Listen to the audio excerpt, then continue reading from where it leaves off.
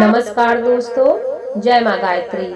आप सभी का मेरे YouTube चैनल शुभकर माही एस्ट्रो में स्वागत है। अपने परम पूजनीय गुरुदेव प्रज्ञा अवतार श्री रामाचार्य शर्मा जी तथा वंदनीय माता जी के चरणों में वंदन करते हुए आज मैं आप सभी को कार्तिक माह महात्म्य की अध्याय 26 में, अध्याय 27 में व अध्याय 28 में की कथा इस वीडियो में सुनाने जा रही हूँ। कार्तिक माह महात्म्य की कथा हर व्यक्ति को सुननी चाहिए, क्योंकि इस कथा को सुनने मात्र से जीवन के समस्त कष्ट दूर हो जाते हैं। साथ ही साथ इस कथा को सुनने वाला तथा सुनाने वाले पर भगवान विष्णु के साथ साथ माता लक्ष्मी की कृपा सदैव बनी रहती है। कार्तिक माह महात्म्य का 26वें अध्याय से कथा प्रारंभ। नारद जी बोले, इस प्रकार विष्णु पार्षदों के वचन सुनकर धर्मदत्त ने कहा, प्रायः सभी मनुष्य भक्तों का कष्ट दूर करने वाले श्री हरि विष्णु की यज्ञ, दान, व्रत, तीर्थ सेवन तथा तपस्याओं के द्वारा विधि पूर्वक आराधना करते हैं। उन समस्त साधनों में कौन सा ऐसा साधन है जो भगवान विष्णु की प्रसन्नता को बढ़ाने वाला तथा उनके सामीप्य की प्राप्ति कराने वाला है। दोनों पार्षद अपने पूर्व जन्म की कथा कहने लगे। हे द्विज श्रेष्ठ, आपका प्रश्न बड़ा ही श्रेष्ठ है। आज हम आपको भगवान विष्णु को शीघ्र प्रसन्न करने का उपाय बताते हैं। हम इतिहास सहित प्राचीन वृतांत सुनाते हैं, सावधानी पूर्वक सुनो।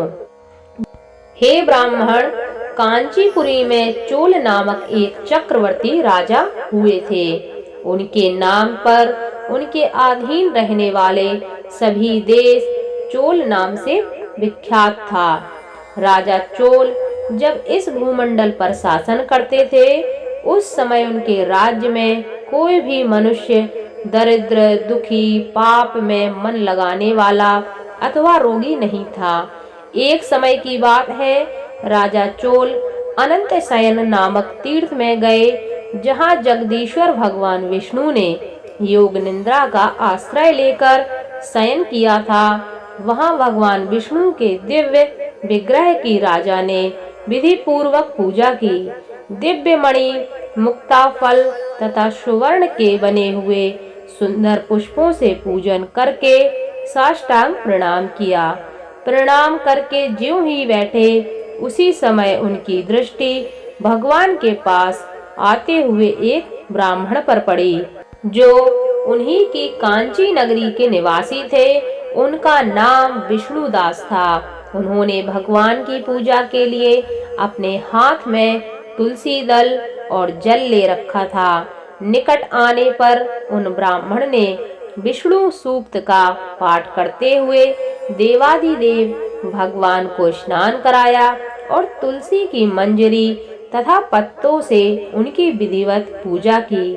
राजा चोल ने जो पहले रत्नों से भगवान की पूजा की थी, वह सब तुलसी पूजा से ढक गई। यह देखकर राजा कुपित होकर बोले, विष्णुदास, मैंने मणियों तथा सुवर्ण से भगवान की जो पूजा की थी, वह कितनी शोभा पा रही थी। तुमने तुलसी दल चढ़ाकर उसे ढक दिया।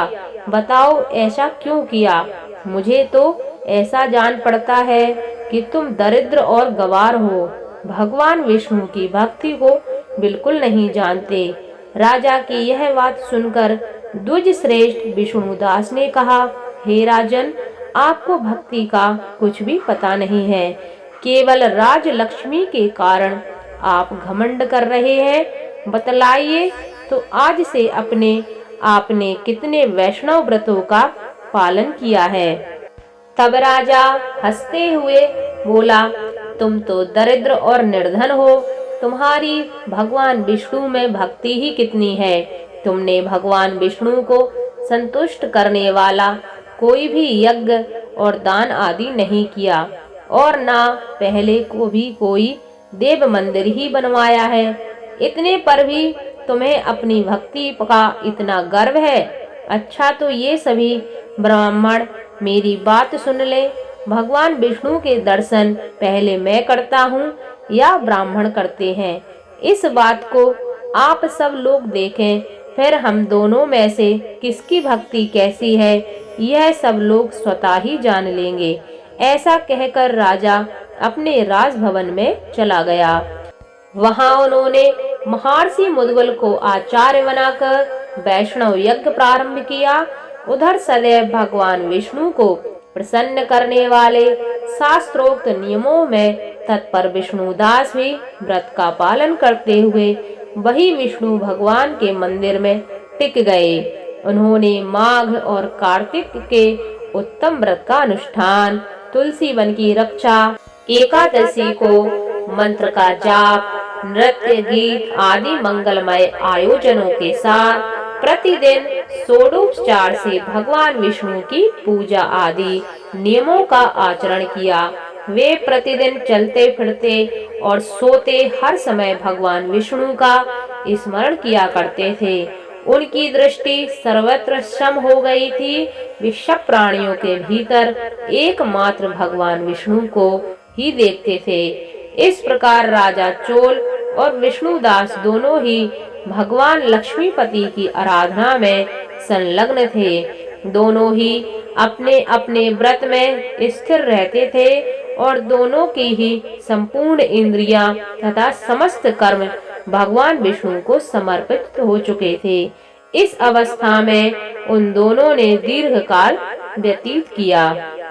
पार्षदों ने कहा, एक दिन की बात है कि विष्णुदास ने नित्य कर्म करने के पश्चात भोजन तैयार किया, किंतु कोई छिपकर उसके भोजन को चुरा ले गया। विष्णुदास ने देखा भोजन नहीं है, परंतु उन्होंने दोबारा भोजन नहीं बनाया, क्योंकि ऐसा करने पर सायंकाल की पूजा के लिए उन्हें अवकाश नहीं मिलता। अतः प्रतिदिन के नियम का भंग हो जाने का भय था। दूसरे दिन पुनः उसी समय पर भोजन बनाकर वे ज्यों ही भगवान विष्णु को भोग अर्पण करने के लिए गए, त्यों ही किसी ने आकर फिर सारा भोजन हड़प लिया। इस प्रकार 7 दिनों तक लगातार कोई उनका भोजन चुरा कर ले जाता रहा। इससे विष्णुदास को बड़ा ही विस्मय हुआ। वे मन ही मन इस प्रकार विचार करने लगे, कौन प्रतिदिन आकर मेरी रसोई चुरा ले जाता है?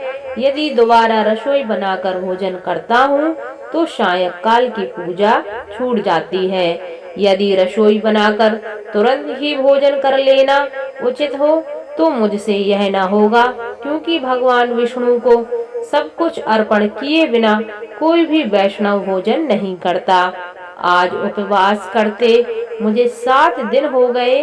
इस प्रकार मैं व्रत में कब तक स्थिर रह सकता हूँ? अच्छा, आज मैं रसोई की भली भांति रक्षा करूँगा। ऐसा निश्चय करके भोजन बनाने के पश्चात वे वहीं कहीं छिपकर खड़े हो गए। इतने में ही उन्हें एक चांडाल दिखाई दिया, जो रसोई का अन्न हर कर ले जाने के लिए तैयार खड़ा था। भूख के मारे उसका सारा शरीर दुर्बल हो गया था। मुख पर दीनता छा रही थी। शरीर में हाड़ और चाम के सिवा कुछ शेष नहीं बचा था। उसे देखकर श्रेष्ठ ब्राह्मण विष्णुदास का हृदय करुणा से भर आया। उन्होंने भोजन चुराने वाले चांडाल की ओर देखते हुए कहा, भैया जरा ठहरो ठहरो, क्यों रूखा सूखा खाते हो? यह घी तो ले लो। इस प्रकार कहते हुए विप्रवर विष्णुदास को आते देख वह चांडाल भय के मारे बड़े वेग से भागा और कुछ ही दूरी पर मूर्छित होकर गिर पड़ा। चांडाल को भयभीत और मूर्छित देखकर द्विज श्रेष्ठ विष्णुदास बड़े वेग से उसके समीप आए और दयावश अपने वस्त्र के छोर से उसको हवा करने लगे। तदंतर जब वह उठकर खड़ा हुआ तब विष्णुदास ने देखा वह चांडाल नहीं है, बल्कि साक्षात नारायण ही शंख चक्र और गदा धारण किए सामने उपस्थित हैं। अपने प्रभु को प्रत्यक्ष देखकर विष्णुदास सात्विक भावों के वशीभूत हो गए। वे स्तुति और नमस्कार करने में भी सामर्थ्य न हो सके, तब भगवान ने सात्विक व्रत का पालन करने वाले अपने विष्णु दास को अपनी छाती से लगा लिया और उन्हें अपने जैसा रूप देकर वैकुंठ धाम को ले चले। उस समय यज्ञ में दीक्षित हुए राजा चोल ने देखा विष्णु दास एक श्रेष्ठ विमान पर बैठकर भगवान विष्णु के समीप जा रहे हैं। विष्णु दास को वैकुंठ धाम में जाते देख राजा ने शीघ्र ही अपने गुरु महर्षि मुद्गल को बुलाया और इस प्रकार कहना प्रारंभ किया, जिसके साथ स्पर्धा करके मैंने इस यज्ञ दान आदि कर्म का अनुष्ठान किया है, वह ब्राह्मण आज भगवान विष्णु का रूप धारण करके मुझसे पहले वैकुंठ धाम को जा रहा है। मैंने इस वैष्णव धाम में भली भांति दीक्षित होकर अग्नि में हवन किया और दान किया आदि के द्वारा ब्राह्मणों का मनोरथ पूर्ण किया, तथापि अभी तक भगवान विष्णु मुझ पर प्रसन्न क्यों नहीं हुए। और इस विष्णुदास को केवल भक्ति के ही कारण श्री हरि ने प्रत्यक्ष दर्शन दिया, अतः जान पड़ता है कि भगवान विष्णु केवल दान और यज्ञों से प्रसन्न नहीं होते, उन प्रभु का दर्शन कराने में भक्ति ही प्रधान कारण है। दोनों पार्षदों ने कहा। इस प्रकार कहकर राजा ने अपने भांजे को राज्य सिंहासन पर अभिषिक्त कर दिया। वे बचपन से ही यज्ञ की दीक्षा लेकर उसी में संलग्न रहते थे, इसलिए उन्हें कोई पुत्र नहीं हुआ था। यही कारण है कि उस देश में अब तक भांजे ही राज्य के उत्तराधिकारी होते हैं। भांजे को राज्य देकर राजा यज्ञशाला में गए और यज्ञ कुंड के सामने खड़े होकर भगवान विष्णु को संबोधित करते हुए 3 बार उच्च स्वर से नामांकित करते हुए वचन बोले, भगवान विष्णु, आप मुझे मन, वाणी, शरीर और क्रिया द्वारा होने वाली अविचल भक्ति प्रदान कीजिए। इस प्रकार कहकर वे सबके देखते देखते अग्नि कुंड में कूद पड़े। बस उसी क्षण भक्त वत्सल भगवान विष्णु अग्नि कुंड में प्रकट हो गए। उन्होंने राजा को छाती से लगाकर एक श्रेष्ठ विमान में बैठाया और उन्हें अपने साथ लेकर वैकुंठ धाम को प्रस्थान किया।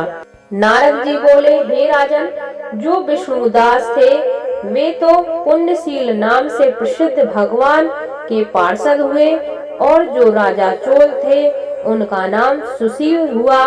इन दोनों को अपने ही समान रूप देकर भगवान विष्णु ने अपना द्वारपाल बना लिया। धर्मदत्त ने पूछा, मैंने सुना है कि जय और विजय भी भगवान विष्णु के द्वारपाल हैं। उन्होंने भी पूर्व जन्म में ऐसा कौन सा पुण्य किया था जिससे वे भगवान विष्णु के समान रूप धारण करके वैकुंठ धाम के द्वारपाल हुए। दोनों पार्षदों ने कहा, ब्राह्मण, पूर्व काल में तृणाविंदु की कन्या देवभूति के गर्भ से महर्षि कर्दम की दृष्टि मात्र से 2 पुत्र उत्पन्न हुए। उनमें से बड़े का नाम जय और छोटे का नाम विजय हुआ। पीछे उसी देवहूति के गर्भ से योग धर्म के जानने वाले भगवान कपिल उत्पन्न हुए। जय और विजय सदा भगवान की भक्ति में तत्पर रहते थे। वे नित्य अष्टाक्षर मंत्र का जप करते थे, वैष्णव व्रतों का पालन करते थे। एक समय राजा मरुत ने उन दोनों को अपने यज्ञ में बुलाया, जहाँ जय ब्रह्मा बनाए गए और विजय आचार्य। उन्होंने यज्ञ संपूर्ण विधि पूर्ण की। यज्ञ के अंत में राजा मरुत ने उन दोनों को बहुत धन दिया। धन लेकर दोनों भाई अपने आश्रम पर आ गए। वहां उस धन का विभाग करते समय दोनों भाइयों में परस्पर डांट लाग पैदा हो गई। जय ने कहा, इस धन को बराबर बराबर बांट लिया जाए। विजय का कहना था, नहीं, जिसको जो मिला है वह उसी के पास रहे। तब जय ने क्रोध में आकर लोभी विजय को श्राप दे दिया। तुम ग्रहण करके देते नहीं हो, इसलिए तुम मगरमच्छ हो जाओ। जय के श्राप को सुनकर विजय ने भी श्राप दे दिया। तुमने मंद से भ्रांत होकर सांपों को दिया है, इसलिए तुम मातंग अर्थात हाथी की योनि में जाओ। तत्पश्चात उन्होंने भगवान से श्राप निवृत्ति के लिए प्रार्थना की। श्री भगवान ने कहा, तुम मेरे भक्त हो, तुम्हारा वचन कभी असत्य नहीं होगा। तुम दोनों अपने ही दिए हुए इन श्रापों को भोग कर फिर से मेरे धाम को प्राप्त होगे। ऐसा कहकर भगवान विष्णु अंतर्ध्यान हो गए। तदंतर वे दोनों गण नदी के तट पर ग्राह और गज हो गए।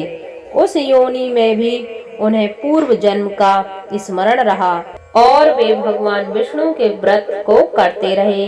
किसी समय वह गजराज कार्तिक मास में स्नान के लिए गंड नदी गया, तो उस समय ग्राह ने श्राप के हेतु को स्मरण करते हुए उस गज को पकड़ लिया। ग्राह से पकड़ जाने पर गजराज ने भगवान रमानाथ का स्मरण किया। तभी भगवान विष्णु शंख चक्र और गदा धारण किए वहां प्रकट हो गए।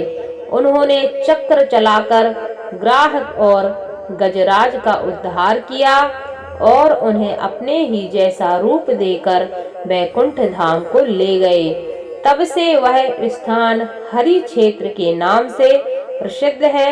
वे ही दोनों विश्व विख्यात जय और विजय हैं, जो भगवान विष्णु के द्वारपाल हुए हैं। धर्मदत्त, तुम भी ईर्ष्या और द्वेष का त्याग करके सदैव भगवान विष्णु के व्रत में स्थिर रहो, समदर्शी बनो। कार्तिक माह और वैशाख के महीने में सदैव प्रातः काल स्नान करो। एकादशी व्रत के पालन में स्थिर रहो। तुलसी के बगीचे की रक्षा करो। ऐसा करने से तुम भी शरीर का अंत होने पर भगवान विष्णु के परम पद को प्राप्त करोगे। भगवान विष्णु को संतुष्ट करने वाले तुम्हारे इस व्रत से बढ़कर ना यज्ञ है, ना दान है, ना तीर्थ है। विप्रवर, तुम धन्य हो, जिसके व्रत के आधे भाग का फल पाकर यह स्त्री हमारे द्वारा वैकुंठ धाम में ले जाई जा रही है। नारद जी बोले, हे राजन, धर्मदत्त को इस प्रकार उपदेश देकर वे दोनों विमानचारी पार्षद उस कलहा के साथ बैठकर वैकुंठ धाम को चले गए। धर्मदत्त जीवन भर भगवान विष्णु के व्रत में स्थिर रहे। देह छोड़ने के बाद उन्होंने अपनी दोनों स्त्रियों के साथ वैकुंठ धाम प्राप्त कर लिया। इस प्राचीन इतिहास को जो सुनता है और सुनाता है, वह जगत गुरु भगवान की कृपा से उनका सानिध्य प्राप्त करने वाली उत्तम गति को प्राप्त करता है। कार्तिक माह महात्म की अध्याय 26, 27 व अध्याय 28 की कथा समाप्त।